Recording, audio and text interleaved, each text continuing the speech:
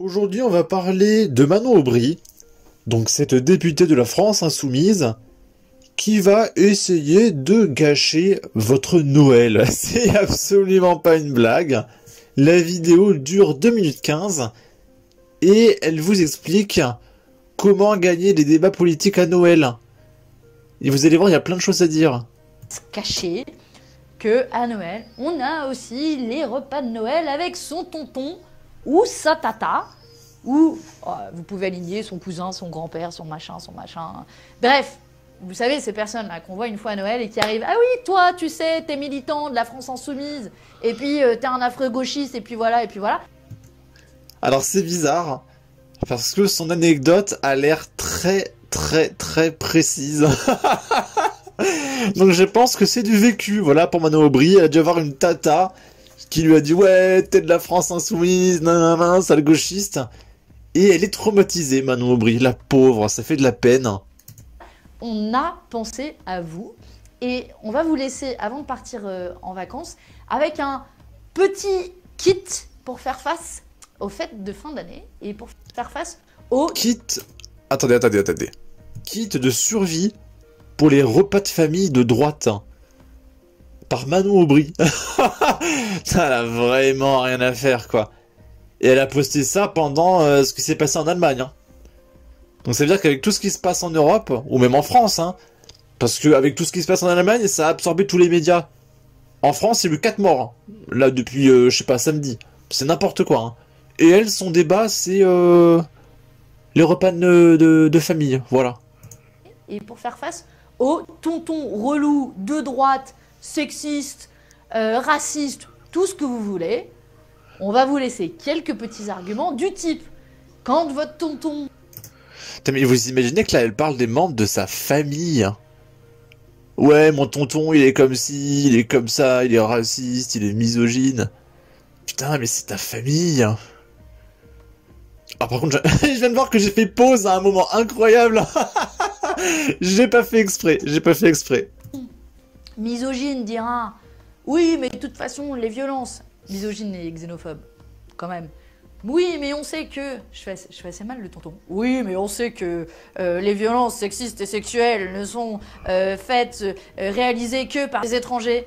Alors ce sera le moment de dire à votre tonton relou, misogyne et xénophobe que, en fait, les statistiques sont très claires. Que 90%, plus de 90% par exemple, des violences sexuelles sont commises par des hommes de l'entourage. Et que peut-être... Et du coup, l'entourage, c'est pas les étrangers. Alors ça fait très longtemps que Manon Aubry boucle là-dessus. Pour elle, l'entourage, c'est incompatible avec le fait d'être un étranger. Autrement dit, les étrangers n'ont pas d'entourage. Selon Manon Aubry, ce qui est assez dégradant. Hein, tu sais que les étrangers ont des familles, Manon. Et d'ailleurs, plutôt que de déblatérer autour du pot pendant 45 minutes...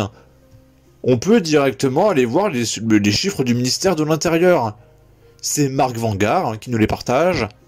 Les étrangers représentent ainsi 17% des mises en cause pour agression hors cadre familial et 19% des mises en cause pour violence conjugale, avec ITT, contre seulement 8% de la population. Donc ça veut dire, Manon, que dans le cadre conjugal, les étrangers sont 3 fois plus représentés que la population française. Oh! Bah alors, Manon, comment on fait? Et tiens, je viens de voir, ça y est, le gouvernement Bayrou, il est tombé, là, à droite. Ouh, il y a encore des vidéos à faire. Ça, c'est si vous voulez mettre l'ambiance. C'est le petit bonus. Peut-être autour de cette table, à Noël, il y a quelqu'un qui a une responsabilité. Vous vous sentez pas obligé, parce que là, ça... Voilà, et du coup, Manon vous incite à expliquer que c'est directement votre tonton, votre famille qui sont responsables de pointage, alors que les chiffres du ministère de l'Intérieur expliquent très clairement que les étrangers sont 3 fois plus représentés que les Français. Mais voilà, si pendant les repas de famille, vous voulez accuser votre papa ou votre maman de pointage, n'hésitez pas, conseil de la France insoumise, d'accord ? peut mal finir entre le marron ou le dessert, là. Je vous encourage pas. Mais au moins, vous aurez l'argument. Ou, il y a l'argument classique des fêtes de Noël de « Oui, mais de toute façon, c'est ceux qui touchent le RSA, les Français sont que des assistés, des feignants, etc. » Alors, tonton relou de droite, je te propose une chose, c'est de vivre. Elle parle beaucoup de son tonton. Non mais Manon, elle est traumatisée par son tonton. Hein. Avec le RSA. Le RSA, c'est 634 € par mois. 630. Oui, mais Manon, tu peux aussi recommander à la personne au RSA de travailler. Et du coup, la personne aura plus d'argent. Et en plus, elle cotisera. Donc, elle financera l'État. 34 € par mois. Allez, vous loger, vous nourrir, payer vos factures. On en reparle. Et au passage, il y a un tiers de ceux qui pourraient bénéficier du RSA qui ne le demandent pas. Donc le non-recours dit quelque chose de... C'est pas vraiment des gens des assistés, plutôt des gens où la responsabilité de l'État, c'est pas de les laisser et de les abandonner au bord du chemin. Alors oui, parce que du coup, il y a des gens qui préfèrent ne pas demander le RSA parce qu'ils sont de droite convaincus et ils ne veulent pas être des assistés. Il y en a aussi qui ne demandent pas la CAF par conviction. Je connais même quelqu'un qui ne demande pas la prime d'activité par conviction, alors que littéralement tu cotises pour y avoir droit. Hein, si vous payez des impôts, vous avez le droit légitimement de demander la CAF et la prime d'activité. C'est pas une honte, hein, même si vous êtes de droite. Vous cotisez pour ça. Si vous voulez être en accord avec, si vous voulez être en accord avec vos valeurs, eh bien tout simplement, travailler et mériter ces aides sociales. Vous allez à l'encontre de vos valeurs uniquement si vous ne travaillez pas et que vous vivez des aides sociales. Hein. Donc sans déconner, moi je vous le dis, hein, en tant que mec relativement de droite, hein, si vous travaillez, vous êtes tout à fait légitime à demander la prime d'activité, la CAF, etc. C'est pas une honte. Hein. Et du coup, j'en parle très vite fait, mais le gouvernement Bayrou, il a été un petit peu teasé. Alors en vrai, la vidéo sortira certainement bien après l'annonce de nos nouveaux ministres, mais quand même quoi, on nous met en avant Elisabeth Borne, Gérald Darmanin, Xavier Bertrand, c'est la même bande de potes, LR macronistes, je comprends pas quoi joue Macron, franchement, c'est... J'irais même pas jusqu'à dire que c'est inintéressant, c'est... Je crois qu'il y a même plus d'adjectif qualificatif en fait. Tu sais, tu l'expulses le mec, tu le censures, et il continue de ramener ses potes. Et ça tourne en rond. Voilà, Gérald Darmanin pour la 4e fois, Elisabeth Borne, etc. Pourquoi?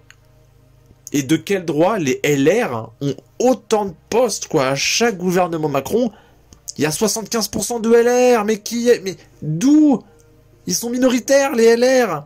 Ils font genre 7% dans toutes les élections. Pourquoi, à chaque fois qu'il y a de nouveaux ministres, 75% des ministres, c'est des LR, en fait? Quelle légitimité? C'est insupportable. Bon, on va pas y passer 8 ans, parce qu'encore une fois, quand vous regarderez cette vidéo, on aura vu nos nouveaux ministres. Donc on s'arrête sur ça. Sur ce, n'hésitez pas à donner votre avis, votre opinion, à partager, liker, commenter. Ça aidera au référencement de la vidéo sur YouTube. Abonnez-vous, suivez-moi sur Twitter. Prenez soin de vous. Salut!